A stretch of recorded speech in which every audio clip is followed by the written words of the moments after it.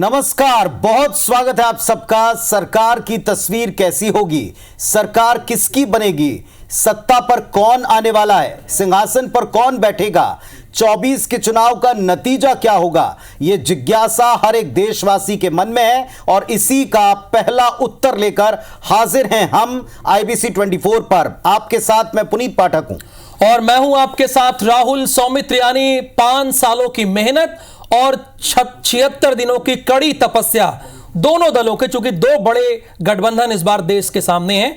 यानी एक तरफ इंडिया गठबंधन और एक तरफ NDA गठबंधन। थोड़ा नाम मिलता जुलता है लेकिन पुनीत जी बड़ा फर्क है। तो पहली तस्वीर, जैसा कि पुनीत जी ने कहा, वो हम आपके सामने सबसे पहले रखने जा रहे हैं। अब से बस कुछ मिनटों का फर्क रह गया है। चूंकि बकायदा चुनाव आयोग की गाइडलाइन होती है, तब तक हम नहीं बता सकते एग्जिट पोल क्या है, क्योंकि ओपिनियन पोल तो हमने बताया, मतलब एग्जिट पोल की बारी। लेकिन यह भी हम आपको बता दें, दर्शकों को बता दें राहुल, कि कुछ देर बाद एग्जिट पोल 2024 का पहला आंकड़ा, नतीजों से पहले जनादेश की पहली झलक हम आपको दिखाने वाले हैं। 4 जून से पहले नतीजों के सटीक आंकड़े आपके टेलीविजन स्क्रीन पर होंगे, सिर्फ IBC 24 पर। इस बार 400 पार का नारा या इंडिया की सरकार, जवाब मिलेगा बस अब से कुछ मिनटों में। MP छत्तीसगढ़, मध्य प्रदेश छत्तीसगढ़, यहां पर किसे कितनी सीटें, जो मिशन 40 है, कुल मिलाकर मध्य प्रदेश की 29 और छत्तीसगढ़ की 11, किसे कितनी सीटें, रिजल्ट दिखेगा, उसकी झलक दिखेगी सिर्फ IBC 24 पर। IBC 24 पर सबसे सटीक और विश्वसनीय एग्जिट पोल। यह भी आपको क्लियर करते चलें कि विभिन्न स्रोतों से और जनता के बाहर निकलकर दी गई प्रतिक्रियाओं के आधार पर यह एग्जिट पोल होता है, जो सटीक नतीजों के आसपास होता है, उसकी एक तस्वीर लिए पर्याप्त होता है। तो अब से 1 घंटे तक लगातार एक के बाद एक बड़ी खबरें, बड़े अपडेट्स और ये टैली आपको भरती हुई नजर आना शुरू हो जाएगी। हमारे साथ एक पैनल भी जुड़ा हुआ दिखाई पड़ रहा है। इसमें आप देख रहे हैं छत्तीसगढ़ से कांग्रेस पार्टी के वरिष्ठ नेता हमारे साथ में जुड़ चुके हैं, सुरेंद्र शर्मा जी, स्वागत करते हैं आपका। इसके अलावा हमारे साथ में कांग्रेस के और भारतीय जनता पार्टी के दोनों के प्रतिनिधि जुड़ रहे हैं। कुछ ही देर में हमारे साथ संजय श्रीवास्तव जी BJP से, वो भी जुड़ जाएंगे, उनका भी हम यहां पर स्वागत करेंगे और उनसे भी बातचीत करेंगे। और IBC 24 के editor in chief Ravikant Mittal sir भी हमारे साथ में इस पूरे एनालिसिस में, इस पूरे क्रम में साथ होंगे। तो कुछ ही देर में एग्जिट पोल 2024 का पहला आंकड़ा IBC 24 आपको बताने जा रहा है। नतीजों से पहले जनादेश की झलक आपको IBC 24 दिखाने जा रहा है। 4 जून से पहले नतीजों के सटीक आंकड़े हम आप तक पहुंचाने वाले हैं। और इस वक्त हमारे साथ में जो मेहमान जुड़े हैं वो भी हम आपको बता दें। हमारे साथ में विजय झा, आम आदमी पार्टी के नेता भी जुड़ रहे हैं। आशीष शर्मा जी, भारतीय जनता पार्टी के विधायक, वे भी हमारे साथ में जुड़ रहे हैं। जोगेंद्र सेन साहब, वरिष्ठ पत्रकार, वो भी हमारे साथ होंगे। और बिल्कुल लगातार, जैसा कि पुनीत जी भी कह रहे हैं, सबसे पहले और सटीक एग्जिट पोल बस अब से थोड़ी देर में आने वाला है। नतीजों से पहले उसकी झलक कैसे होने वाली है यह तो हम जानेंगे। तमाम खास मेहमान से परिचय पुनीत जी ने करा दिया, इनसे इनकी प्रतिक्रिया भी लेंगे। लेकिन इस बार 400 पार या फिर इंडिया की सरकार, ये लोगों के सामने एक यक्ष प्रश्न है। और MPCG में किसे कितनी सीटें, बकायदा प्रदेशवार आपको बताएंगे कि मध्य प्रदेश की 29 में से 29 सीटें किसके पास गईं या फिर कितनी कितनी गईं, ये भी हम आपको बताएंगे। छत्तीसगढ़ में 11 सीटें किसके किसके पास गईं, ये भी आपको जानकारी देंगे, बकायदा प्रदेशवार भी। और नीचे, जैसा कि टैली आपकी हमारे नीचे देख रहे हैं आप, यानी पूरे 543 सीटों का लेखा जोखा होगा। NDA यानी भारतीय जनता पार्टी के जो घटक दल हैं उन्हें NDA बोला जाता है, और इंडिया कांग्रेस के जो साथ मिलकर चुनाव लड़ रहे हैं उन्हें इस बार इंडिया गठबंधन बोला जा रहा है। तो बस अब से थोड़ी देर में ही एग्जिट पोल आने वाले हैं। फिलहाल पुनीत जी अभी यहां 0-0 भले दिख रहे हो, लेकिन बहुत जल्द यहां पर अंक दर्ज होने वाले हैं। चलिए, बिल्कुल वो समय हो चुका है जिस समय पर हम रुझान दिखाना शुरू करें।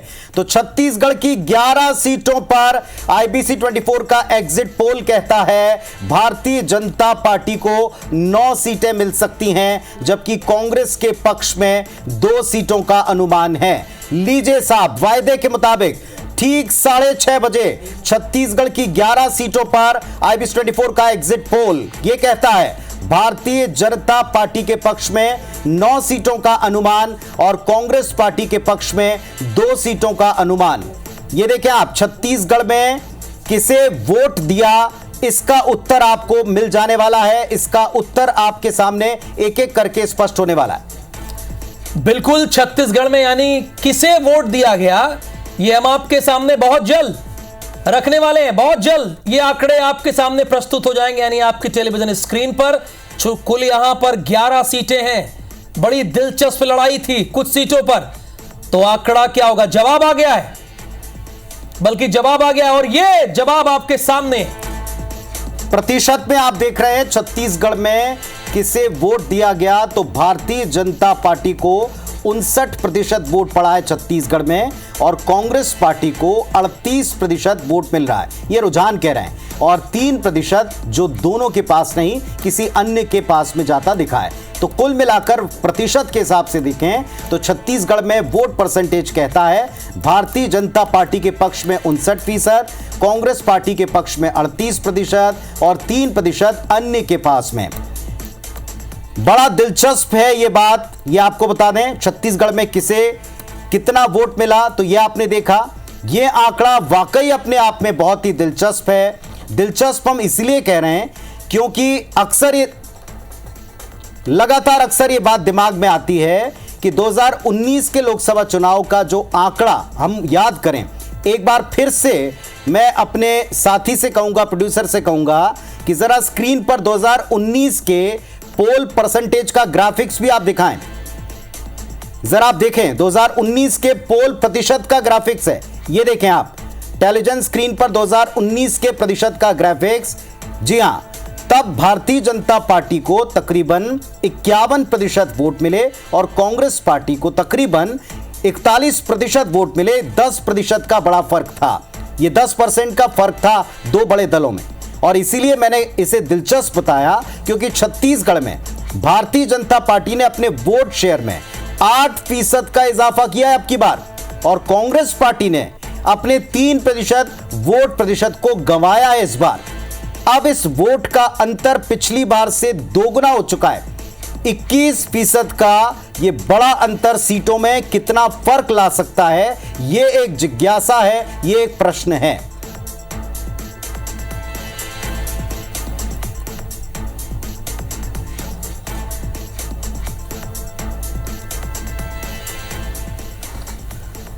चलिए, अब इस वक्त हमारे साथ में जो पैनल जुड़ा है उसका हम रुख कर सकते हैं, उनसे हम बातचीत कर सकते हैं। हमारे साथ में बीजेपी, कांग्रेस और साथ में एक्सपर्ट का एक पैनल है। रविकांत मित्तल सर, IBS 24 के एडिटर इन चीफ भी हमारे साथ में जुड़े हैं। आप सभी का हम इस पैनल पर बहुत बहुत स्वागत करते हैं। सुरेंद्र जी, पहले तो आप लोगों ने हमारे साथ में जुड़कर इस पर आकलन में जुड़ने का फैसला किया।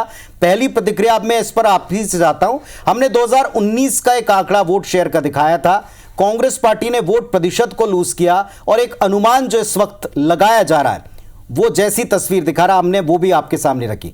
क्या आपकी प्रतिक्रिया है कि आपने पिछले दफा की वोटों के प्रतिशत को दिखाया, इस समय के वोटों के प्रतिशत को दिखाया।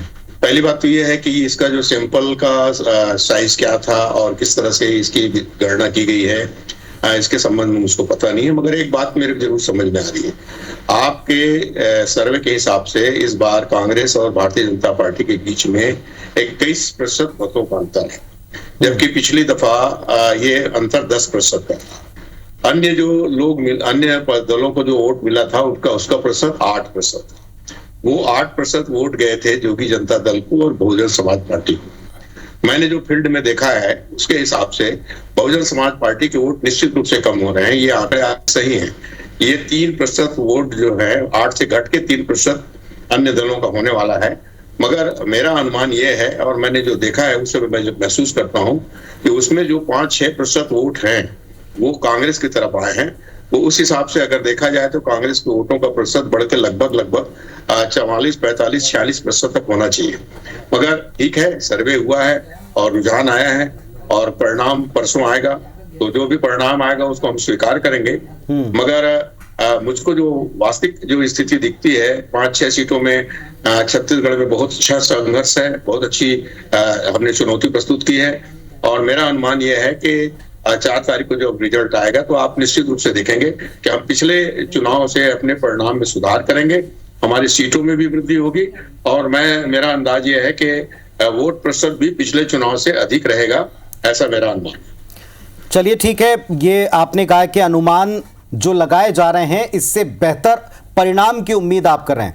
रवि सर हमारे साथ में जुड़े हैं। रवि सर, ये सैंपल साइज हमेशा पहला क्वेश्चन होता है या जहां भी हम देखते हैं कि थोड़ा बहुत अंतर बढ़ता दिखाई पड़ता है, सैंपल साइज पर एक प्रश्न उठता है।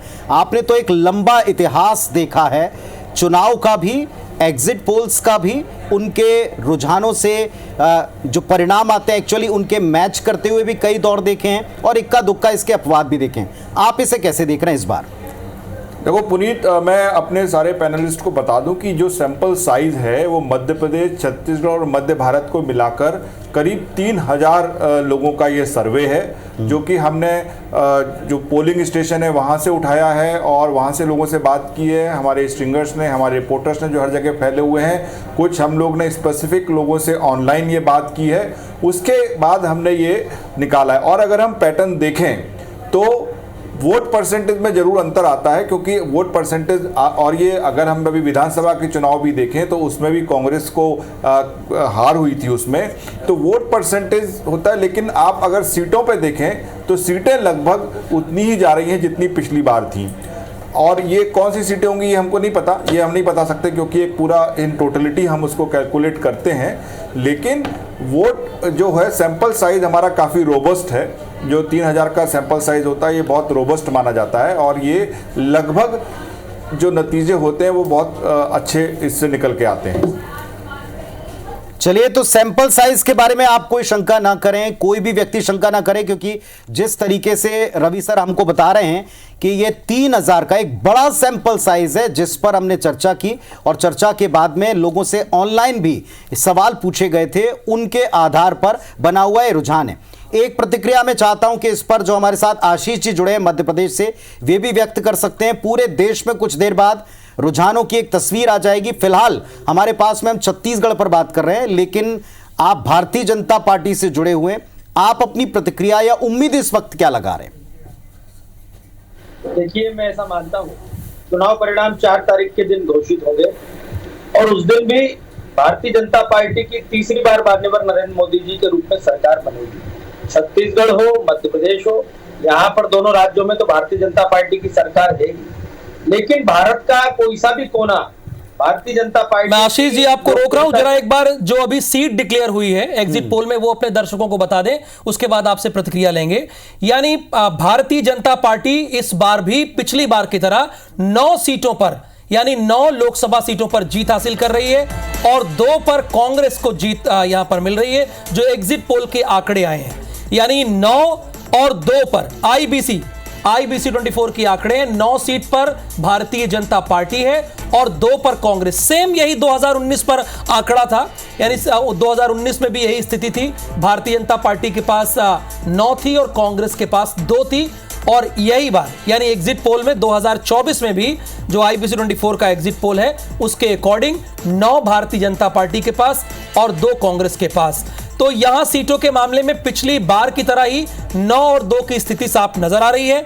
ऐसे में दर्शकों की दिलचस्पी इस बात में होगी कि वो कौन सी 2 सीटें हैं जिसे कांग्रेस इस बार जीत रही है और भारतीय जनता पार्टी वो कौन सी सीटें हैं जो जीत रही है।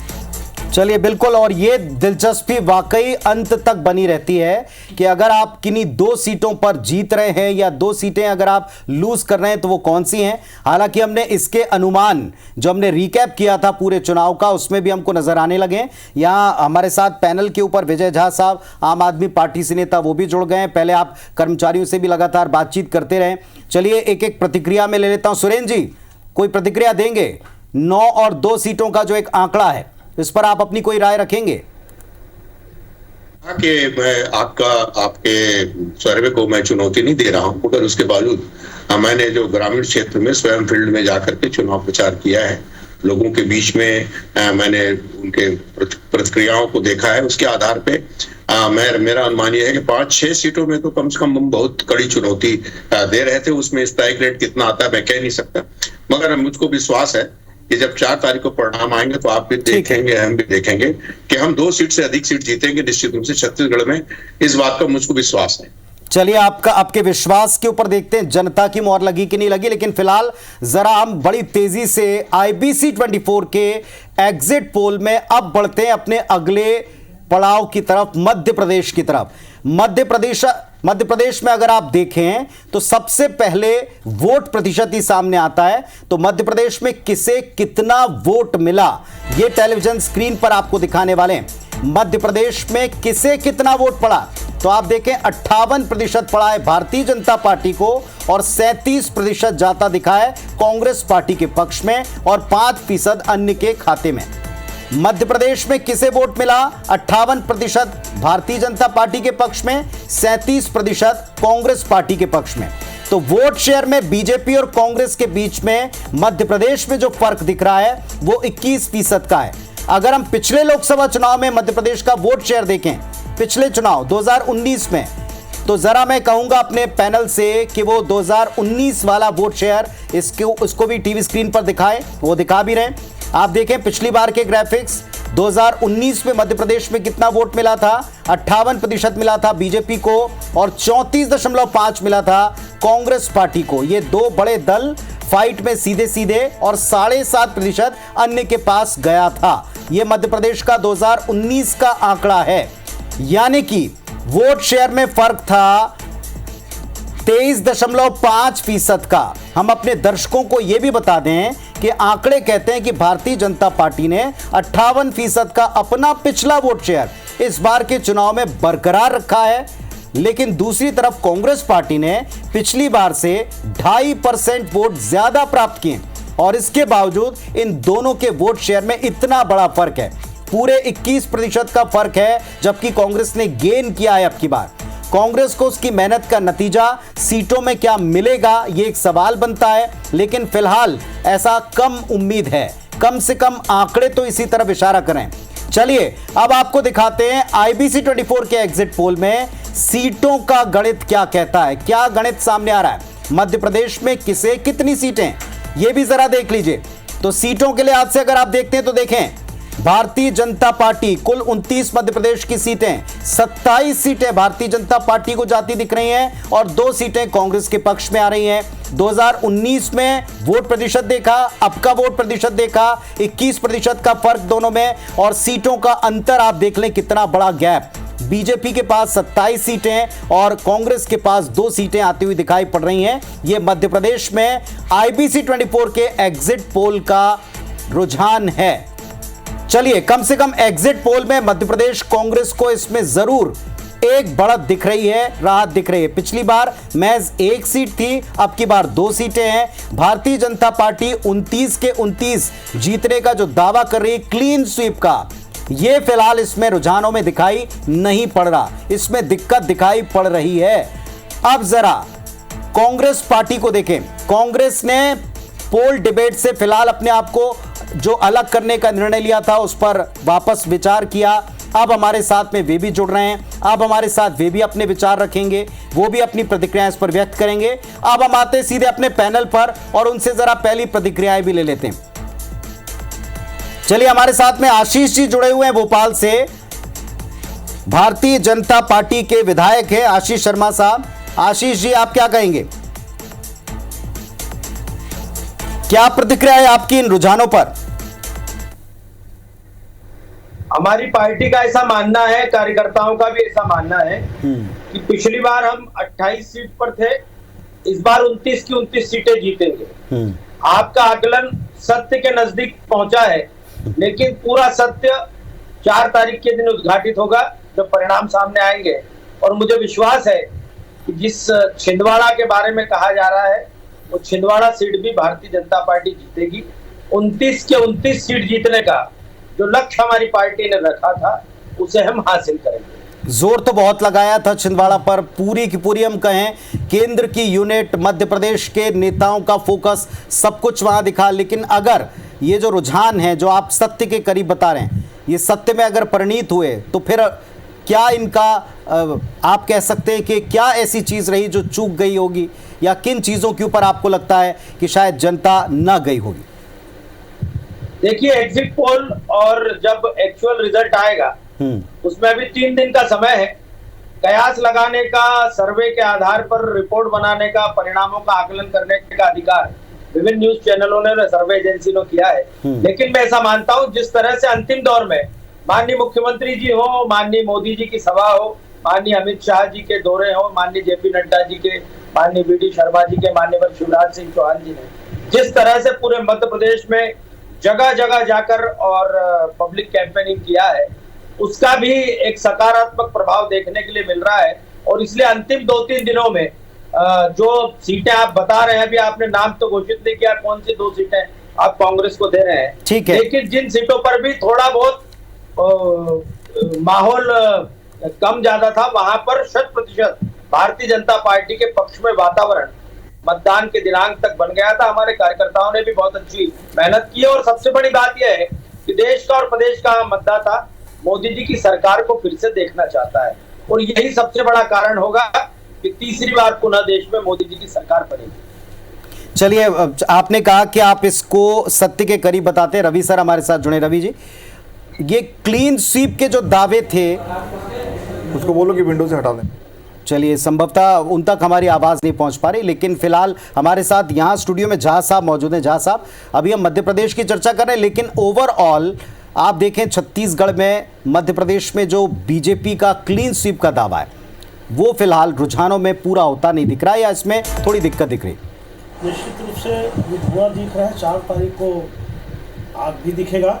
ये जो 11 का 11 और 29 का 29 का जो दावा था, फिलहाल आपके सर्वे को मैं 100% नहीं सही, 99% भी सही मानूं तो वो गलत उनका जो आंकड़ा था कि मध्य प्रदेश में 29 से 29 और छत्तीसगढ़ में 11 का 11, तो ये दोनों दिखाई नहीं दे रहे हैं। तो कहीं ना कहीं ऐसा लग रहा है कि सत्तारूढ़ पार्टी है, हिंदी भाषी क्षेत्र है, मोदी जी की बहुत सारी सभाएं हुई हैं, उसके बाद भी यदि 100% इनका रिजल्ट नहीं आ रहा है तो निश्चित रूप से 4 जून को कहीं ना कहीं इंडिया गठबंधन इस देश में आगे बढ़ के सरकार बनाने की स्थिति अन्य राज्यों में, आंध्र प्रदेश, कर्नाटक, हरियाणा, राजस्थान, कितना गिनाऊं मैं, उन क्षेत्रों में ज़्यादा बढ़ेगा। ये मध्य प्रदेश और छत्तीसगढ़ प्योरली हिंदी भाषी क्षेत्र, भाजपा का सरकार है, इसलिए ये स्थिति है, तो वहां तो और ज़्यादा खराब। ठीक है, राम पांडे जी भी हमारे साथ हैं। राम पांडे जी, आपका IBC 24 पर बहुत स्वागत है। कांग्रेस इस बार पिछली बार के मुकाबले अगर देखा जाए तो वोट प्रतिशत में भी बढ़ी है, 2.5% के ऊपर उन्होंने वोट प्रतिशत हासिल किया है। और सीटों में अगर बात की जाए तो 1 सीट बढ़ी, यानी 2 सीटों पर कांग्रेस को बढ़त यहां दिखी है इस एग्जिट पोल में हमारे।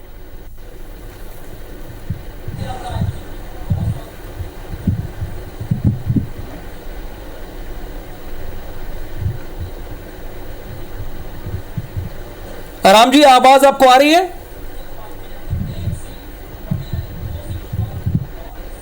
चलिए, राम पांडे साहब को हमारी आवाज़ नहीं मिल पा रही, शायद वो हमसे कनेक्ट नहीं कर रहे, लेकिन हमारे साथ में पैनल के ऊपर जो है तमाम लोग मौजूद हैं। और विजय जी को भी अभी हम सुन रहे थे, विजय जी ने एक उम्मीद जाहिर की है कि अगर ऐसा ही 2 स्टेट का रुझान हमको मिल रहा है तो बाकी के सारे स्टेट जहां पर भारतीय जनता पार्टी को भी लगता था कि उन्हें ज़्यादा मेहनत की आवश्यकता है, वहां से उनको अच्छे नतीजे भी मिल सकते हैं। क्या कहेंगे आप शर्मा जी? कांग्रेस पार्टी से आप छत्तीसगढ़ से जुड़े हुए हैं। सुरेंद्र जी, आपको लगता है कि ये तस्वीरें आपके हक में जाती हुई दिख रही? नहीं, देखिए, छत्तीसगढ़ का जहां तक सवाल है, मध्य प्रदेश का सवाल है, मैं आपको पहले भी आपके चैनल में कह चुका हूँ कि राजस्थान, गुजरात, छत्तीसगढ़, दिल्ली, हरियाणा और मध्य प्रदेश, इन इलाकों में भारतीय जनता पार्टी अपने चरमोत्कर्ष को प्राप्त कर चुकी है। तो वहां से नीचे ही आना है, वो चाहे कितना भी प्रयास कर लें और कितनी भी कोशिश कर लें। आप एक बात देखिए कि हर चुनाव में कोई न कोई 2-4 सीट ऐसी होती है जहां पर एंटी इनकम्बेंसी का असर होता है, और वो उनकी सीटें निश्चित रूप से। चलिए मैं आपके पास में शर्मा जी फिर आता हूं, और उन सीटों के बारे में भी जरूर हम चर्चा करेंगे। इस वक्त चूंकि वक्त बड़ी तेजी से आगे बढ़ रहा है, लोकसभा चुनाव 2024 में किसकी सरकार, ये सबसे बड़ा सवाल है। तो लोकसभा चुनाव 2024 जिसके लिए हुए, देश में किसकी सरकार, जरा अब इसका नतीजा क्या मिला IBC 24 के एग्जिट पोल में, ये भी देख लें। आप देखें, एनडीए के हक में 56% वोट पड़ते नजर आए और 40% कांग्रेस इंडिया गठबंधन इसे दिखाई दे रहा है और महज 4% अन्य जो दोनों गठबंधन का हिस्सा नहीं। 56% एनडीए के फेवर में, 40% इंडिया गठबंधन के पक्ष में दिखाई पड़ रहा है और 4% अन्य के खाते में। तो लोकसभा चुनाव 2024 में प्रतिशत आप देख रहे हैं। अब जरा और आगे बढ़ते हैं। अगर हम लोकसभा चुनाव 2024 में किसकी सरकार, इस प्रतिशत को सीटों में कन्वर्ट करते हैं तो देखें जरा आप, सीटों में कन्वर्ट करने के बाद क्या आंकड़े दिखाई पड़ते हैं जरा देखें। लोकसभा चुनाव 2024 में किसकी सरकार, प्रतिशत के हिसाब से एनडीए 56% और इसके साथ ही इंडिया गठबंधन का प्रतिशत। अब देखें जरा, सीटों में कन्वर्ट करें। 340 सीटें एनडीए के पक्ष में, 187 सीटें इंडिया गठबंधन के पक्ष में और 16 अन्य के पास। अगर आप इसे सीटों में कन्वर्ट करते हैं तो लोकसभा चुनाव 2024 में किसे कितनी सीटें, आईबीसी 24 का एग्जिट पोल कहता है 340 सीटें एनडीए, जो अभी फिलहाल रूलिंग गठबंधन कहा जा सकता है, देश में जो ऑलरेडी सरकार चला रहा था, सत्ता में रहा, उसे 340 सीटें, 400 पार लेकिन यहां भी नहीं दिख रहा, और 187 सीटें इंडिया गठबंधन, विपक्षी गठबंधन, जिसमें सबसे बड़े कांग्रेस पार्टी, समाजवादी पार्टी और इसके अलावा तृणमूल कांग्रेस समेत विभिन्न दलों ने मिलकर ताकत दिखाई, पर इसके बावजूद 187 तक सिमटते वे नजर आ रहे हैं फिलहाल रुझानों में, और 16 सीटें दिख रही हैं अन्य के पक्ष में। ये एक बड़ी तस्वीर आप देख रहे हैं, ये एक बिग पिक्चर देख रहे हैं देश की। तो लोकसभा चुनाव 2024 में किसे कितनी सीटें, आईबीसी 24 का जो सर्वे, आईबीसी 24 का जो एग्जिट पोल है, उसके मुताबिक आंकड़े आपके टीवी स्क्रीन पर है। इंडिया के पक्ष में फिलहाल केवल जो गठबंधन था 187 सीटें और एनडीए के हक में 340 सीटें जाती दिख रही। राहुल, यानी जो इंडिया गठबंधन बार बार ये दावे कर रहा था कि इस बार बदलाव होगा, वैसी स्थिति कुछ है नहीं। जैसी 2014 और 2019 की स्थिति है, उसी के आसपास एनडीए यहां पर मौजूद है। वाकई दावों की अगर आप बात करें तो दावे दोनों पक्षों के पूरी तरह खरे उतरते नहीं दिख रहे। 400 पार का नारा वो पूरा होता हुआ कठिनाई में दिख रहा है, और दूसरी तरफ जो सत्ता में आने की चाह इंडिया गठबंधन की है वो भी थोड़ा पीछे रहती दिख रही है। अब उन सीटों के बारे में भी थोड़ा विश्लेषण होगा, पूरे पैनल से चर्चा जारी रहेगी। तो देखिए, बड़ी सीधी सी बात है, दावे जो भी किए जाएं, लेकिन जो अभी की स्थिति है, जो आईबीसी 24 का एग्जिट पोल है, उसके अकॉर्डिंग जो सरकार थी वही सरकार आगे भी रहने वाली है। फिलहाल एक बात हम अपने दर्शकों को बता दें कि ये एग्जिट पोल है। हमारे साथ जोगेंद्र सेन जी भी इस पैनल में जुड़े हैं, वरिष्ठ पत्रकार हैं और राजनीति का इन्हें बड़ा लंबा चौड़ा अनुभव है। बहुत सालों से लोकसभा चुनाव और विधानसभा चुनाव कवर कर रहे हैं, ग्वालियर से हमारे साथ जुड़े हैं। जोगेंद्र जी, स्थिति जो है बहुत बदलती हुई दिख नहीं रही है। हालांकि मध्य प्रदेश में देखिए तो कांग्रेस जरूर गेन कर रही है एक सीट की।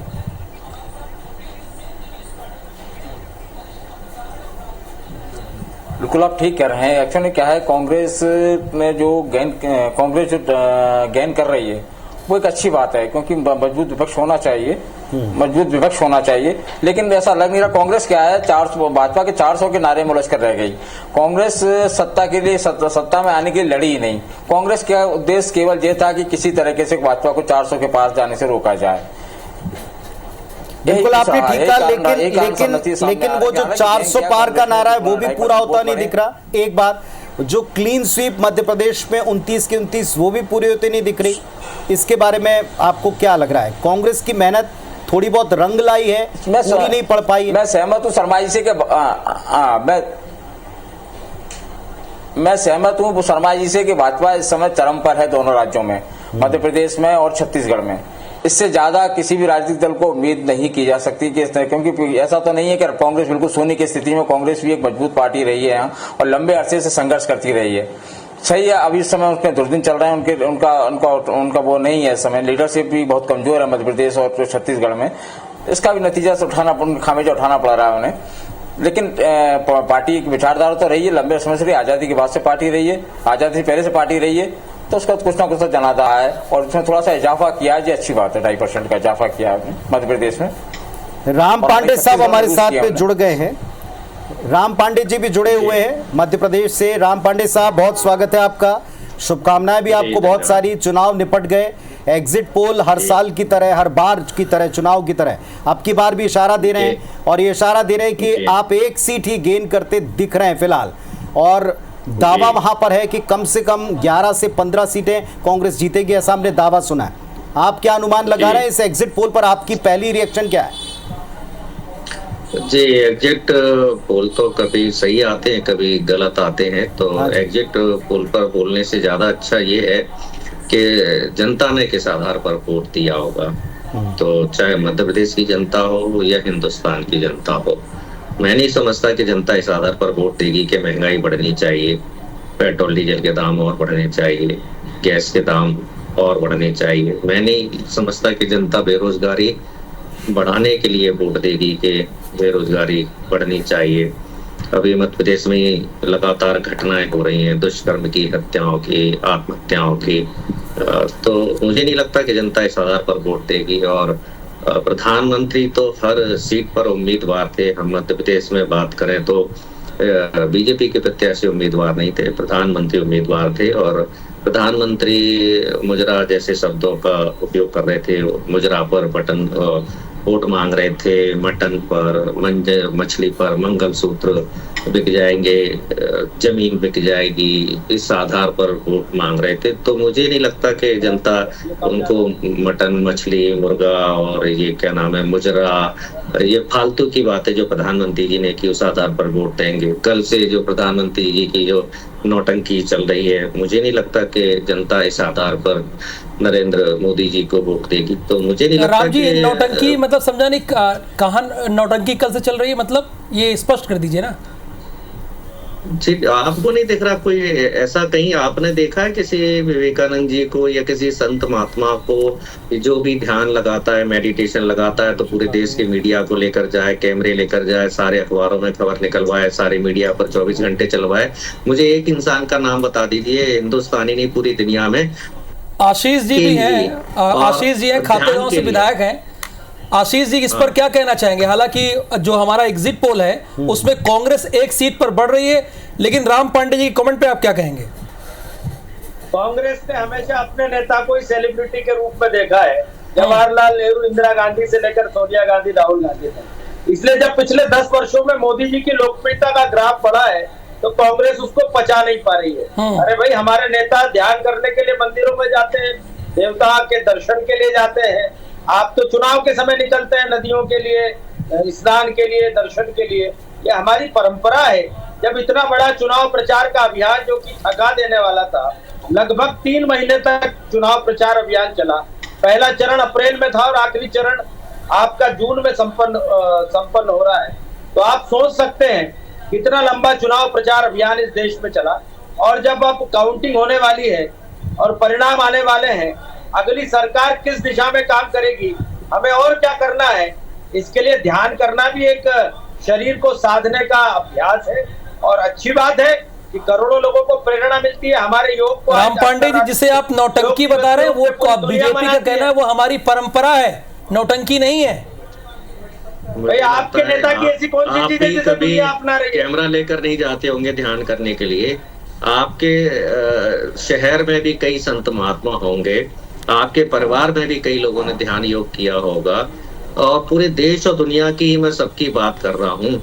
मुझे एक इंसान का नाम बता दीजिए अभी तक, जब से पृथ्वी की शुरुआत हुई है, कि कोई भी ध्यान के लिए पूरे देश के मीडिया को लेकर जाए और पूरे देश के मीडिया पर 24 घंटे। लेकिन राम पांडे जी, एक तरफ तो आप ये भी कह रहे हैं ना कि 29 की 29 सीटों पर नरेंद्र मोदी ही चेहरा थे, प्रत्याशी तो कोई था नहीं, यानी नरेंद्र मोदी सबसे बड़े चेहरे हैं, ये आप भी मानते हैं?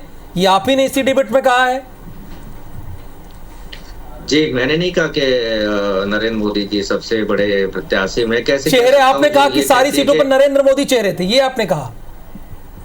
अरे मैंने नहीं कहा, ये बीजेपी ऐसा कहती है इसलिए मैंने ऐसा कहा है। बीजेपी कहती है। बीजेपी चलिए राम पांडे साहब, वोट मांगने राम पांडे साहब, आज माना कि जो ध्यान वाली मुद्रा है उस पर बहुत सा घमासान मचा है और उस पर डिबेट सभी करना चाहते हैं और कांग्रेस भी इस पर जरूर अपना पक्ष रखना चाहती है। फिलहाल हम आते हैं उन रुझानों पर आपको भी पता है, कांग्रेस को भी पता है। फिलहाल 24 घंटे पहले आपने अलग किया अपने आप को, फिर अब कांग्रेस ने इसमें जुड़कर एक्टिवली पार्ट लेने के बारे में कहा ताकि आप एक्सपोज कर पाएं। फिलहाल जो स्थिति बनती दिख रही है ये 11 से 15 सीटों के आगे जाने की, 2 पर तो आप आगे दिख रहे हैं, ये 2 सीटों के बारे में कोई अनुमान लगाएंगे? ये कौन सी सीटें हो सकती हैं, या आपके मुताबिक कि हम इन सीटों पर जीत रहे उनके बारे में कोई अनुमान लगाएंगे?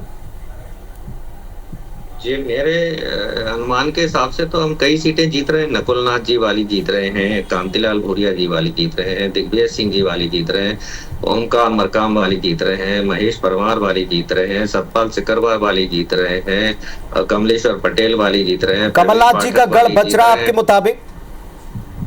ये गढ़ शब्द आप गलत इस्तेमाल करते हैं। उन्होंने वहां जनता की मेहनत इसे बड़े गर्व से कांग्रेसी कहते आए साहब, ये पुनीत पाठक के या आपके राम जी के शब्द नहीं है, हमारे इसे बड़े गर्व से कांग्रेसी इसी मंच पर कहते आए कि कमलनाथ जी के गढ़ को फतह करने कांग्रेस ने, इस गढ़ को हटाने में बीजेपी ने फोर्स लगा दिया। ये हमारे शब्द नहीं है। नहीं, ये तो बीजेपी और मीडिया का शब्द है, ये कांग्रेस का नहीं है। कांग्रेस के लिए नकारात्मक शब्दों का उपयोग किया जाता है भाजपा द्वारा और मीडिया द्वारा, तो मैं इसलिए उस चीजों का विरोध करता हूँ। और जनता की सेवा करने के लिए आप और भी अच्छे शब्दों का इस्तेमाल कर सकते हैं। आप ये भी कह सकते थे कि लगातार कमलनाथ जी ने वहाँ सेवा की। चलिए, फिलहाल अगर गढ़ में आपको कुछ नेगेटिव नजर आता है तो फिर इस पे कुछ नहीं कहा जा सकता। वैसे तो पुनीत जी, लेकिन आशीष जी के पास वाराणसी में मोदी जी ने सेवा की, देश में मोदी जी ने सेवा की, तो वैसे ये भी कहा जा सकता है। अगर ये ठीक है, मुझे लगता है कि हम डिबेट को पर्सनलाइज ना करें तो बेहतर है।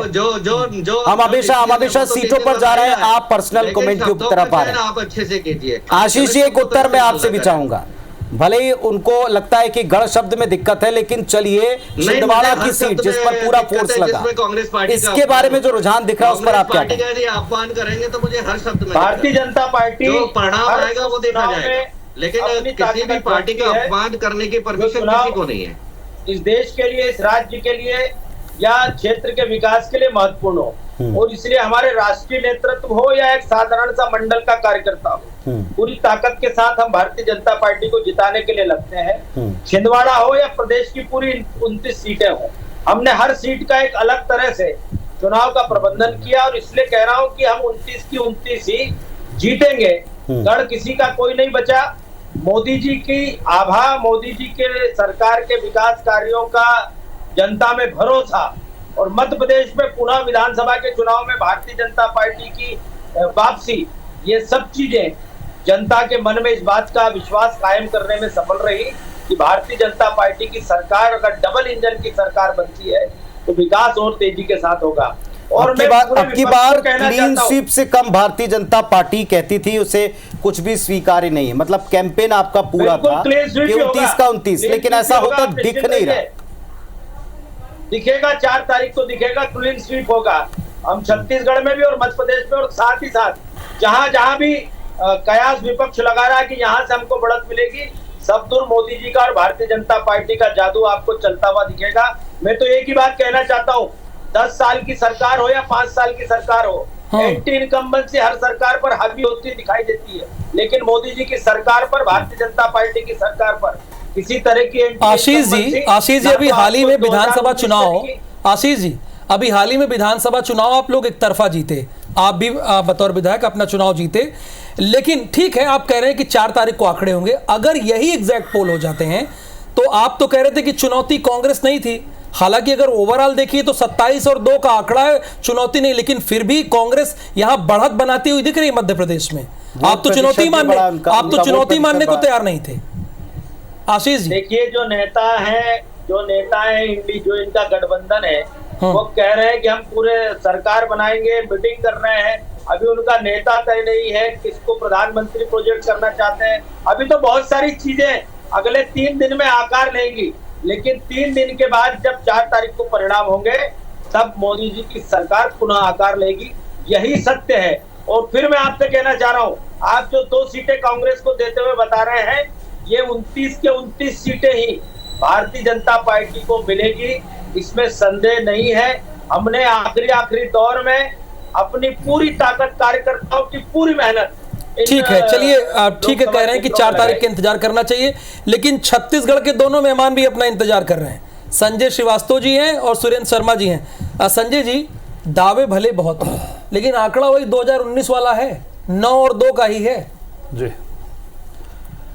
ठीक है, एग्जिट पोल है ये। देखिए, निश्चित रूप से आपने इस बात को स्वीकार किया कि एग्जिट पोल है, लेकिन सत्य है। नहीं, लेकिन हम एग्जिट पोल का सम्मान करते हैं। देखिए, हम वो लोग नहीं हैं जो चुनाव आयोग पर उंगली उठा दे, हारने के बाद हम ईवीएम पर उठा दें, हम एग्जिट पोल पर उठा दें। कभी कभी परिणाम बदलते हैं, कभी आता है, कभी नहीं आता, ये सब चलता है। लेकिन वस्तुतः सत्यता की ओर एग्जिट पोल इशारा करता है। जब 4 दिन पहले हम बातचीत करते हैं, उनके अनुभव के आधार पर, वो लगातार मेहनत करते हैं, फील्ड में रहते हैं, उसके आधार पर मुझे लगता है कि हम बहुत बेहतर स्थिति में, यदि आप 9-2 भी दिखा रहे हैं, 9 हमारी एग्जिस्टिंग जो हमारी पुरानी स्थिति है, लेकिन फिर से एक बार दावे प्रतिवादे आप यही कहेंगे कि आप यही कहोगे कि हम 11-11 सीटें जीतेंगे, हम 400 पार करेंगे। लेकिन मैं दावे के साथ में कह सकता हूं, जो हमारा जो आकलन है, हमारा जो आंकड़े हैं, क्योंकि हमने पहले से लक्ष्य तय किया था 9-10 सीटें तो हमने जीता है, 10 भी हम जीते हैं इस प्रदेश के अंदर में, 9 भी सीटें हमने जीता है। लेकिन हमारा लक्ष्य इस बार 11 सीटें जीतने का है, और हमें पूरा विश्वास है, बीजेपी का जो हमने समीक्षा की है, जो आकलन किया है, कि हम 11 की 11 सीटें छत्तीसगढ़ से जीतेंगे। मध्य प्रदेश की तो बातचीत अभी हो गई है। मुझे लगता है कि आंकड़ा भी जो 340 सीट लगातार तीसरी बार इस देश के अंदर में, मुझे याद नहीं पड़ता कि देश की आजादी के बाद इस तरह के परिणाम लगातार आए कि प्योर मेजोरिटी के साथ में 300 सीटों के साथ में कांग्रेस भी, जो कांग्रेस बहुत पुराना दल है, 128, 30, 35 साल पुराने दल है, बड़ी बड़ी बातें करते हैं लोग, लेकिन वो भी लगातार 15 वर्ष 3 चुनाव के अंदर में पूरी मेजोरिटी के साथ में 300 सीटों के साथ में, मुझे जैसा याद आ रहा है कि इस तरह की स्थिति कभी बनी नहीं है। यह हमारे लिए सुकून का है। लेकिन जो आंकड़ा हमने तय किया, देखिए 2014 में भी हमने कहा था कि हम पूर्ण बहुमत के साथ में आएंगे, उस आंकड़े को हमने पार किया, 282 सीटें हम लेकर आए। दूसरी बार 19 में हमने कहा था कि हम 300 सीटें पारेंगे, उस लक्ष्य को भी हमने पूरा किया। ये ध्यान देने योग्य बातें हैं। और इस बार हमने अपनी 370 और एनडीए की हमने 400 की बात की है। तो मुझे पूरा विश्वास है कि हम 370 पार भी करेंगे, 370 के आसपास या पार हम निश्चित तौर पर करेंगे। और ये आंकड़ा बहुत दूर नहीं है।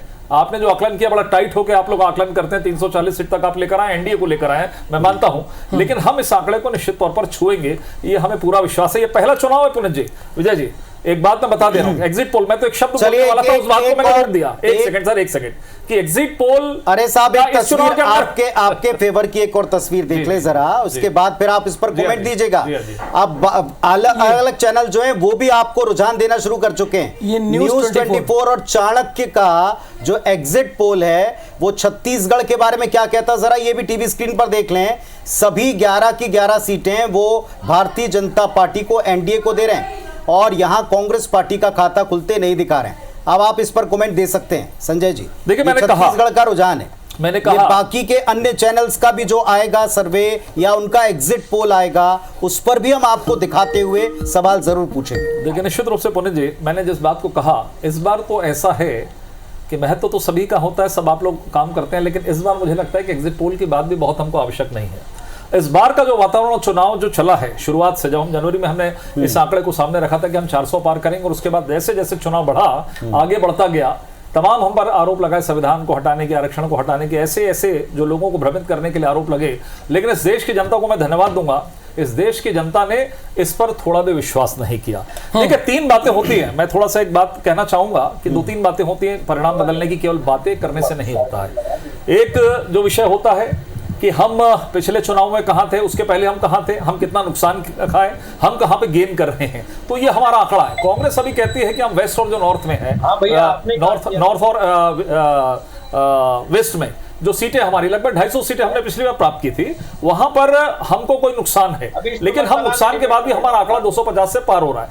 और दूसरा जो साउथ और ईस्ट का बात है, जहां पे हम थोड़ा कमजोर हैं, जहां हमने अथक मेहनत की है, वहां भी हम अधिकांश सीटों को जीत रहे हैं, अच्छे परफॉर्मेंस कर रहे हैं, और इसी आधार पर हमने कहा कि ये सब चीजें। दूसरा एक विषय, देखिए चुनाव की बात मैं कर रहा हूं, एक गंभीर बात आरोप प्रत्यारोप की नहीं है। दूसरा विषय ये होता है कि एंटी इनकम्बेंसी की बात होती है, किसी भी सरकार की 10 साल है, 5 साल है, 20 साल सरकार होती है। आज सामान्यतः मैं किसी से भी बात कर लूंगा, विजय जी यहां पर बैठे, सामान्यतः इस देश के अंदर में कहीं एंटी इनकम्बेंसी की सरकार के साथ में कहीं बात दिखाई नहीं दी कि सरकार के खिलाफ में कोई एंटी इनकम्बेंसी है, इसलिए सरकार को हटाना।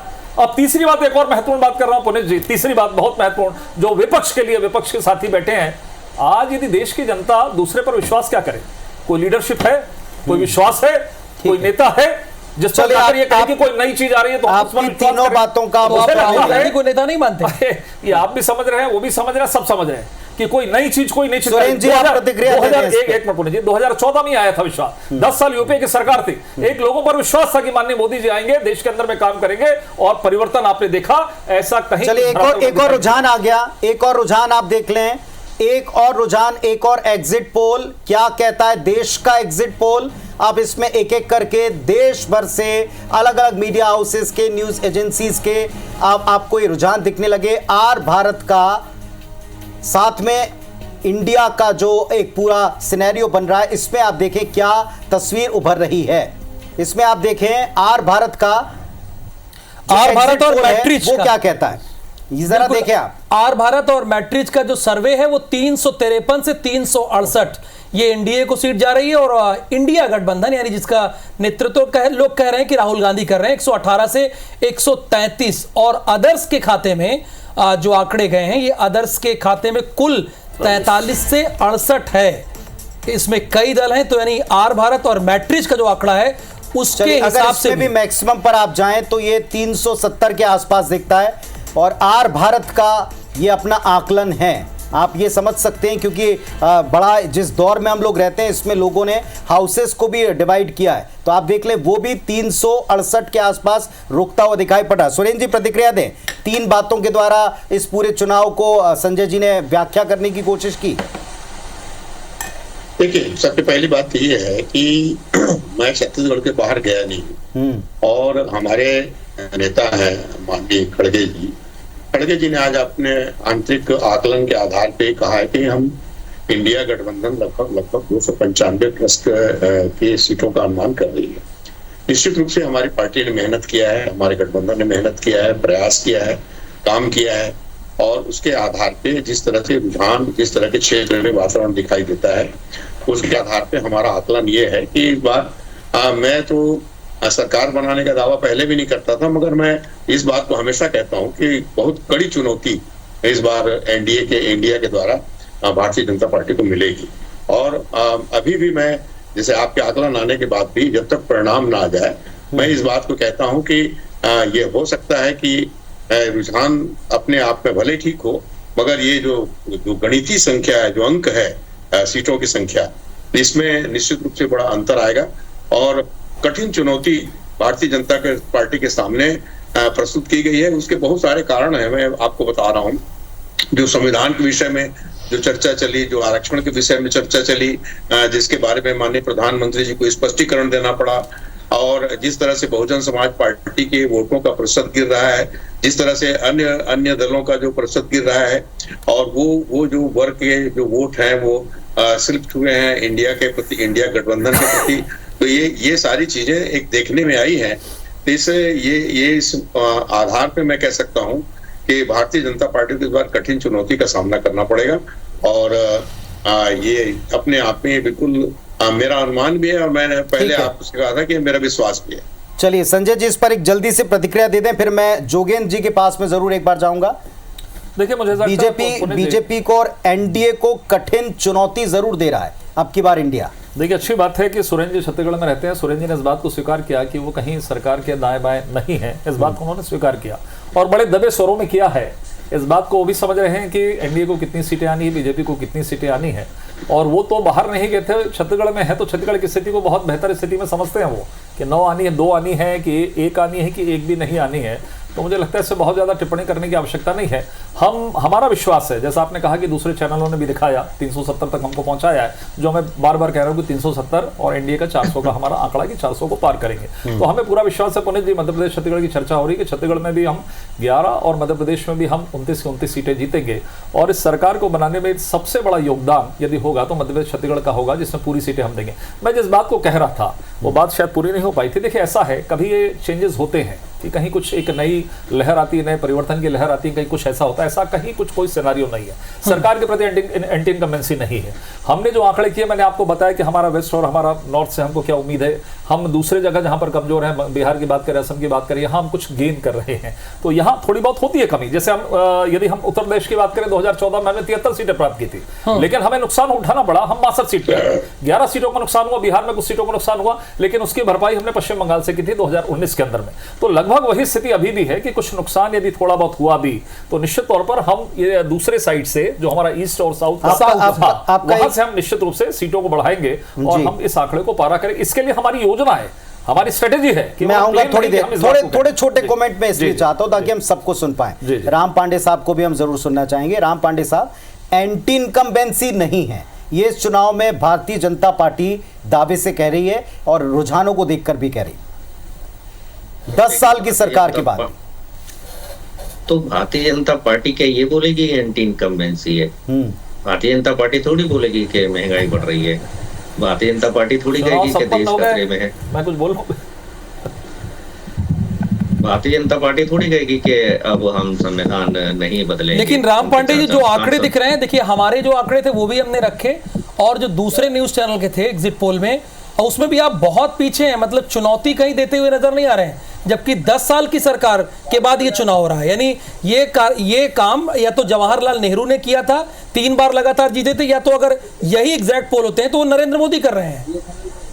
देखिए, उनसे तुलना मत कीजिए, उनका नाम खराब मत कीजिए पंडित जवाहरलाल नेहरू जी की किसी। अरे जो आंकड़े वो तो बताना पड़ेगा ना, जो राम जी जो आंकड़े हैं, राजशाही तो तंत्र अभी भी चल ही रहा, वो तो बताना पड़ेगा आपके सामने। उस वक्त जनता ने चुना था पंडित जवाहरलाल नेहरू को और इस बार भी जनता ने नरेंद्र मोदी को चुना है, तो जनता ही तो चुन रही है ना। और उस समय तो विकल्प भी नहीं हुआ करता था। नहीं ठीक है, मैं राम जी, नहीं, जो कम्युनिस्ट था और जनसंघ था, क्या स्थिति थी? अभी तो विकल्प है, उस विकल्प पे हम तीसरी बार सरकार बना रहे हैं। राम जी, जे मुंह पे पट्टी बांध लो क्या मैं? हाँ, नहीं बिल्कुल भी नहीं। क्यों मुंह पे पट्टी बांधेंगे? नहीं बोलने दीजिए, बोले तो राम जी अपनी बात करें। बीजेपी प्रवक्ता को 15 मिनट बोलने दे रहे हैं, मेरी एक लाइन कंप्लीट नहीं होने देते हैं। आप सबके चारों के चारों मेरे ऊपर टूट पड़ते हो। अब चुनाव हो चुके हैं, अब तो बोलने दीजिए। हाँ, मैं कह रहा था कि एक झूठे कांग्रेस से आदेश क्यों हो गया कि प्रवक्ताओं को नहीं बैठाना है? बोलिए ना। एक मिनट संजय जी, देखिए बात पूरी कनेक्टेड हो रही है पुनीत जी। वहां तो आदेश हो रहा है कि हमको बैठना ही नहीं है, आपके यहाँ कांग्रेस के नेताओं को, प्रवक्ताओं को बैठना नहीं है। ऊपर बोलिए, बैठे चर्चा करें, कहीं लोकतंत्र में जीत हार होती है, जीत हार होती है। चुप रहिए, हमारी मर्जी, हम बैठे या नहीं बैठे आप कौन होते हैं? अरे तो डुप्लीकेसी चलेगी क्या? डुप्लीकेसी चलेगी? जनता देख रही है, जनता देख रही है, आपके घर का चैनल नहीं है। नहीं, इस तरह की बातचीत मत करिए आप। यदि राजनीतिक व्यक्ति है, यदि कोई बाहर निकलकर बात आती है, आक्रमण होता है, बातचीत होती है, काउंटर होता है, उसका जवाब होता है। ऐसा नहीं होता हमारे घर की मर्जी है। इसी घर की मर्जी के चक्कर में घर पे निपट गए आप, घर में निपट गए, इसीलिए आप ये तानाशाही नहीं है, ये राजशाही नहीं है, ये लोकतंत्र है, ये जनता की आवाज है। यदि आप राजनीतिक दल है, चुनाव लड़ रहे, जवाब देना पड़ेगा आपको। आप हम पे सवाल करिए, हम जवाब देंगे, हम तो सवाल करेंगे, आपको जवाब देना पड़ेगा। बदतमीज लोग यहाँ, अरे बदतमीज आप है, बदतमीज आप है कांग्रेस से। इस तरह के शब्दों का इस्तेमाल कर रहे हैं। राम जी शर्म आनी चाहिए आपको। राम जी आपकी भी आवाज, राम जी आपकी भी आवाज खुली हुई है। शब्द ठीक नहीं है, शब्द ठीक नहीं है। आदरणीय संजय जी, आदरणीय मैं उसी पर आ रहा हूँ, मैं उसी पर आ रहा हूँ। आदरणीय राम जी मुद्दे पर है, मुद्दे पर जवाब दीजिए। पर्सनली आप क्यों जा रहे हैं? पर्सनल आप क्यों जा रहे हैं? पर्सनल क्यों जा रहे हैं? मुजरा करने के लिए बिठा रखा है आपने इन लोगों को। मुजरा तो हो ही रहा है, यही इसी को कहते हैं, जो आप आचार व्यवहार कर रहे हैं, इसी को कहते हैं मुजरा। जवाब नहीं दे पा रहे, आधा घंटा जवाब नहीं दे पा रहे, स्थिति इसी को कहते हैं मुजरा, इसी को कहते हैं मुजरा। किसी को जवाब नहीं देने की स्थिति में बैठे हैं चैनल के अंदर में, यहाँ मुजरा कर आप हो रहे हैं। आप ये मुजरा करने के लिए आपने मुजरा ही कर रहे हैं आप लोग 15 साल से। और 4 तारीख को तैयारी रखिए मुजरा की, किसी कोटे से आई 4 तारीख को रखिए, तैयारी रखिए 4 तारीख को। एक एक व्यक्ति को करना पड़ेगा मुजरा, एक एक व्यक्ति को मुजरा करना पड़ेगा। और ये आपका जो आचरण है, इसी को मुजरा कहा जाता है। घुंघरू बांध के ये इसका मुजरा में पट्टी बांधेंगे शब्दों का। राम जी और संजय जी, देखिए जी, राम जी 1 मिनट ना, देखिए जीत और हार में भाव समान होना चाहिए, जीत और हार में, और 4 तारीख को रिजल्ट आएगा। लेकिन राम जी सुनिए ना, राम जी 1 मिनट, राम जी सुन तो लीजिए, राम जी सुन लीजिए ना, राम जी नहीं, राम जी चाहते हैं सुन, सुनिए, नहीं एक क्लियर कर दें इनको बात। राम जी सुन तो लीजिए पहले, आप सुनेंगे तो। सुनने दे रहे हैं आप। अरे सुनिए तो राम जी, सुरेंद्र शर्मा जी आप ही के पार्टी के हैं, सुरेंद्र शर्मा जी आप ही के दल के, वो हिस्सा ले रहे हैं। जब संजय जी बात कर रहे थे तो वो जवाब दे रहे थे। जो तवायफ है या मुजरा कर रहा है मेरी पार्टी का नहीं हो सकता। मुझे आपकी स्क्रीन पर नहीं, आप जो कह रहे हैं बोलने नहीं दिया जा रहा। सुरेंद्र शर्मा जी आप ही के पार्टी के हैं। मेरी पार्टी का नहीं हो सकता। ये जो बदतमीज मुझे टोक रहा है ये मेरी पार्टी का नहीं हो सकता। अब देखिए ऐसे अल्फाज, ऐसे अल्फाज इस तरह के शब्द ना लें तो बेहतर है। इस तरह के शब्द ना लें। एक मिनट, आप दोनों एक रेपुटेटेड चैनल पर हैं। एक मिनट राम पांडे साहब, ये बर्दाश्त नहीं। एक मिनट राम पांडे साहब, ये बर्दाश्त नहीं है। आप किसी भी व्यक्ति के ऊपर कोई टिप्पणी ना करें। आपसे सवाल पूछा, आप जवाब दें। आपकी प्रतिक्रिया उस पर कोई रोक टोक नहीं। एक लाइन सुनना नहीं है, कुछ विचार कुछ रखना है आपको। राम पांडे साहब अपनी बात रखिए। चलिए आप अपनी बात रखिए। आप अपनी बात रखिए। क्या है, आप खुद भूल गए होंगे। आप बात रखना चाहते हैं अपनी, तो अपनी बात रखिए। समय जा रहा है। नहीं, इसी पैनल में सुरेंद्र शर्मा जी भी कांग्रेस के वरिष्ठ नेता हैं। इसी पैनल में सुरेंद्र शर्मा जी कांग्रेस के वरिष्ठ नेता हैं। राम जी वो बड़े आराम से डिबेट कर रहे हैं। ये तवायफ मुजरा करने बीच में बार-बार। अरे वो आप ही शब्द कह रहे हैं, आप ही बोल रहे हैं, मेरे मुंह से नहीं निकला। चैनल जरा देख लीजिए, रिवाइंड करके देख लीजिए किसका शब्द कर रहे हो। संजय जी प्लीज, दोनों लोग, हाँ प्लीज। राम जी ठीक है। वो राम पांडे साहब समझ नहीं देना चाहते हैं। राजनीतिक आक्रमण करो। राम पांडे साहब उत्तर देना चाहते तो आपसे कुछ प्रश्न पूछें। अगर आप उत्तर देने के मूड में हैं तो आपसे कुछ पूछें। इस पूरे चुनाव में एक सबसे बड़ी बात जो मैंने आपसे पूछा भी था, मैं फिर पूछ रहा हूं, वो कह रहे हैं कि 10 साल के बाद गवर्नमेंट बदल जाती है क्योंकि गवर्नमेंट के खिलाफ देश में एक अंडर करंट होता है, जिसका दावा आप लोग अभी भी कर रहे हैं। लेकिन यहां ये कहा जा रहा है, रुझानों के सिर्फ IBS 24 नहीं, सारे चैनल के रुझान कह रहे हैं कि वो एंटी इनकम्बेंसी कम से कम नहीं है। इस पर आप अपनी राय प्रकट करें।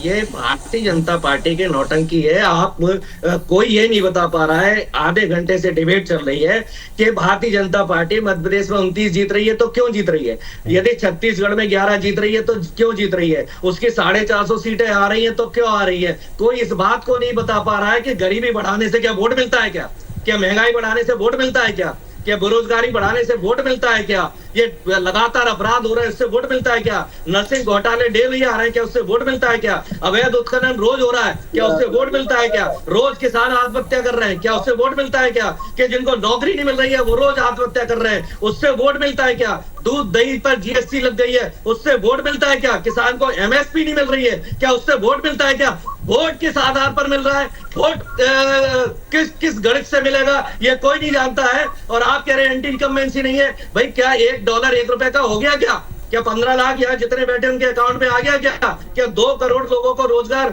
मिल रहा है। राम पांडे साहब आज आप रुझानों पर अपनी बात रख रहे हैं, रुझान तो कम से कम नहीं दिखा रहे। फिर आप नहीं सुनेंगे, फिर आपने टोक दिया। अब आप धारा प्रवाह बोले तो एक आधे घंटे तो कोई आपको नहीं सुन सकता सर। और दूसरी बात, बड़ी बात यह कि आपने जो तर्क रख रहे हैं इस पर सवाल बनता है और वो सवाल तो पूछना पड़ेगा।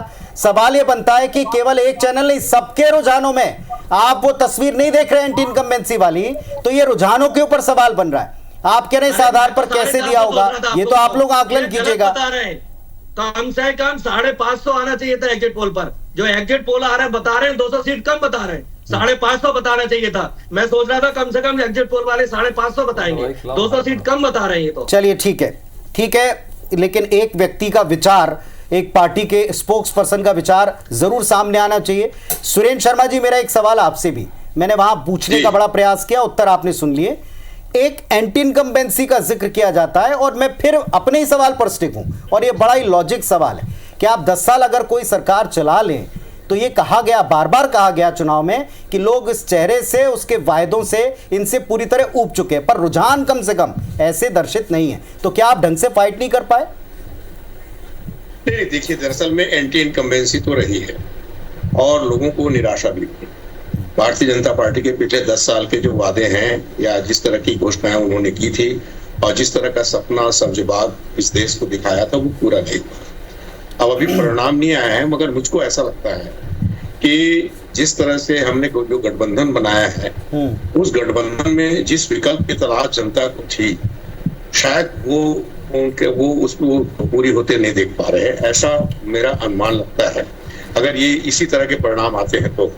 हालांकि तो आप ये कहना चाह रहे हैं कि जो गठबंधन है, जिस गठबंधन को लेकर आप चले, उसमें जितनी भी तस्वीरें दिखी बीच में अलग अलग जाती हुए, उनकी वजह से अभी ये रुझान है? यानी जो मोदी जी को जो हटाने के लिए या भारतीय जनता पार्टी को, सरकार को हटाने के लिए जिस तरह के विकल्प की तलाश मतदाता को थी, शायद हम उसको पूरा करने में सफल नहीं हुए।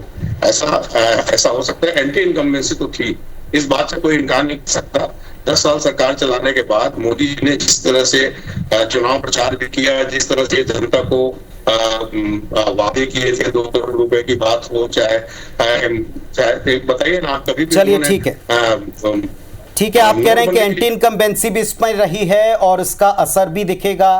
फिलहाल बहुत से दावों के बीच में हमारे साथ में अब प्रतिक्रियाओं का दौर भी शुरू हो गया है। हमारे साथ में मध्य प्रदेश शासन के पूर्व मंत्री नरोत्तम मिश्रा जी जुड़ गए और आप वो साहब हैं जिन्होंने भारतीय जनता पार्टी को स्ट्रांग बनाने के लिए जो चुनाव प्रचार के बीच में बीजेपी का एक लंबा बड़ा सफल कैंपेन चला, अलग अलग दलों से भारतीय जनता पार्टी में प्रवेश कराने का, इसमें सबसे महत्वपूर्ण और मजबूत भूमिका निभाई।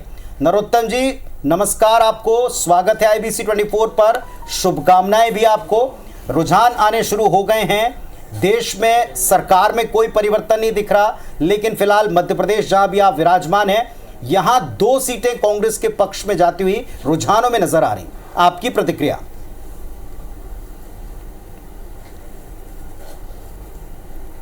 एक भी सीट नहीं जाएगी, पूरी 29 की 29 भारतीय जनता पार्टी को ही आएंगी। आप 2 दिन की प्रतीक्षा मेरी भी है, आपकी भी है। ये जो अवसरवादी लोग हैं इनको जनता कभी स्वीकार करती नहीं और हमेशा से ही नकारती आई है। और माननीय मोदी जी के अंदर वो भारत का भविष्य भी देखते हैं ना, आने वाले कल का, आने वाली पीढ़ी भी अपना भविष्य मोदी जी में देखती है। और ये सारे जितने भी दल हैं, ये सरकार बनाने को कोई दल लड़ नहीं रहा था, एक भी 272 सीटों को नहीं लड़ा है। चाहे वो कांग्रेस हो, सपा हो, बसपा हो, राजद हो, कोई भी दल, ममता बहन हो, कोई भी बहुमत के लिए लड़ाई नहीं है। ये खिचड़ी बनाने को ही लड़े। और देश जानता है कि उन्होंने वो मिली जुली सरकारें देखी हैं और इसलिए मजबूत हाथों में देश को सौंपना, ये देश की जनता और माननीय मोदी जी के हाथ में भारत विश्वगुरु बनने की ओर अग्रसर हो, ये पूरे देश की इच्छा है। और वो सिर्फ मोदी जी ही ले जा सकते, जो भारत माँ के बेटे हैं और वास्तव में जिस तन्मयता से वो देश की सेवा कर रहे हैं, सर्वत्व समर्पण करके वो जिस तरह से लगे हुए हैं, आज एग्जिट पोल देख के यही लगता है कि देश की जनता ने माननीय मोदी जी में विश्वास व्यक्त किया। नरोत्तम जी का दावा है कि मध्य प्रदेश में सभी 29 सीटें जीतेंगे, अभी भी आप ये कहेंगे? मतलब ये 2 सीटें भी नहीं जाने वाली, वो गढ़ भी आपके पास आ जाने वाला है, हाँ। छिंदवाड़ा वाला? नहीं, 29 ही आ रही हैं, आप देख लीजिएगा। ठीक है, अब जरा थोड़ा देश के बारे में भी नहीं बचने वाली है एक जी, थोड़ा देश के बारे में भी मध्य प्रदेश, छत्तीसगढ़ दोनों में जी संपूर्ण सीटें भाजपा को आएंगी। चलिए ठीक है, शुभकामनाएं उसके लिए। एक देश की भी तस्वीर है, 370 और उसके ऊपर भारतीय जनता पार्टी का और 400 पार एनडीए का, ये लक्ष्य था, नारा था, नैरेटिव भी सेट हुआ, शुरुआती चरण से लेकर अंतिम चरण तक गूंजा, लेकिन उसके आसपास दिख रहा है, उसके नीचे ही दिखाई पड़ रहा है पूरे एनडीए का 368 के आसपास। ले ले भाई, रुझानों में अगर देखें तो आवाज ही बंद हो गई। नरोत्तम जी सुन पा रहे हैं?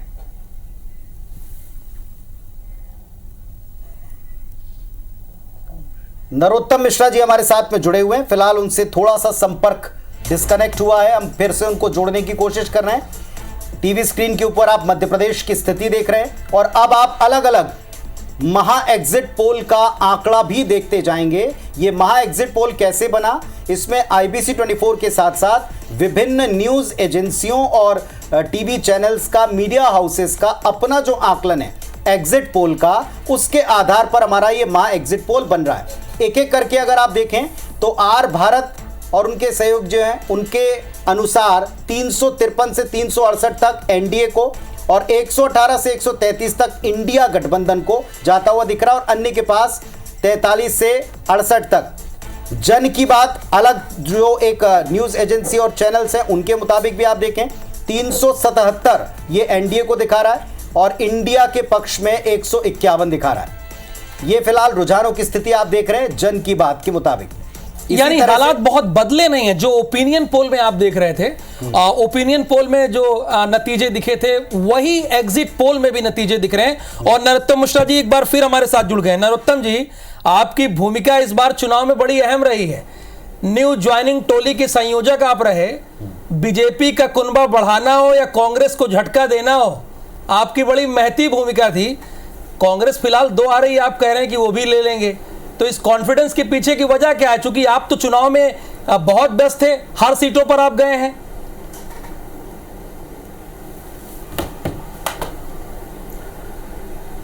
वजह तो सिर्फ मोदी जी हैं, मोदी जी का आभा मंडल है। अच्छा, ज्वाइनिंग की बात हो या अन्य बात हो, पर मूल तो माननीय प्रधानमंत्री जी की जो गरीबोन्मुखी योजनाएं थी, गरीब कल्याण की योजनाएं थी, जो देश का विकास देखा है लोगों ने।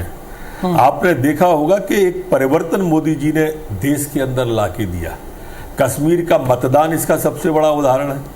पहले जो है आज़ादी के नारे कश्मीर में लगते थे, आज आज़ादी के नारे पीओके में लग रहे। पहले कश्मीर में सेना पे हमले होते थे, आज पीओके में हो रहे। ये लोगों ने देखा है ना कि पहले पड़ोसी हमसे कश्मीर मांगता था, आज आटा मांग रहा है। पहले हम कश्मीर में तिरंगा नहीं फहरा पाते थे, आज मोदी जी के कारण चांद पे तिरंगा फहर गया। ये सब देखा है पूरे देश ने। पूरे देश ने इस तरह का देखा है कि आज आतंकवादी दहशत में है।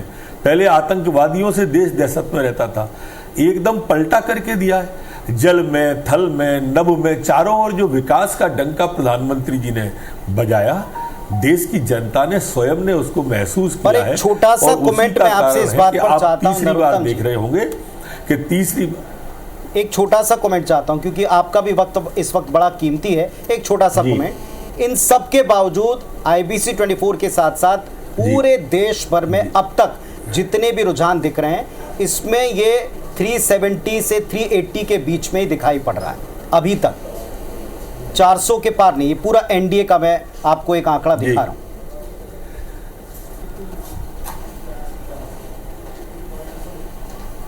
नहीं, 400 पार हो जाएंगे, आप परिणाम आने दीजिए। 400 पार ही होंगे, तो कोई कसर नहीं रहने वाली। 400 पार है हमको देश की जनता पर। चलिए, नरोत्तम जी हमारे साथ में। तो आपके जो एग्जैक्ट पोल है वो भी उसी दिशा में जा रहे हैं। जी जी, ठीक है। नरोत्तम जी हमारे साथ में जुड़े हुए हैं।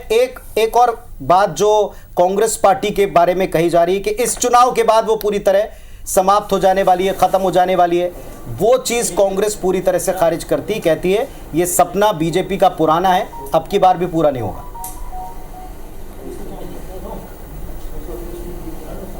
इस सपने में कांग्रेस बनी रहे तो क्या बुराई है। ठीक है, चलिए, बहुत बहुत शुभकामनाएं और बहुत धन्यवाद नरोत्तम जी का हमारे साथ में जुड़ने के लिए। IBC 24 पर आपने पूर्व मंत्री नरोत्तम मिश्रा जी को देखा, सुना और उनका यह कहना है कि अब की बार 400 पार जरूर पूरा होगा। हालांकि अब तक के तमाम रुझान इसके आसपास है, लेकिन इससे थोड़ा सा नीचे ठहरते हुए दिखाई पड़ रहे हैं। ये आकलन जारी रहेगा, विश्लेषण जारी रहेगा। बने रहे हमारे साथ। छोटे से ब्रेक के बाद लौट रहे हैं।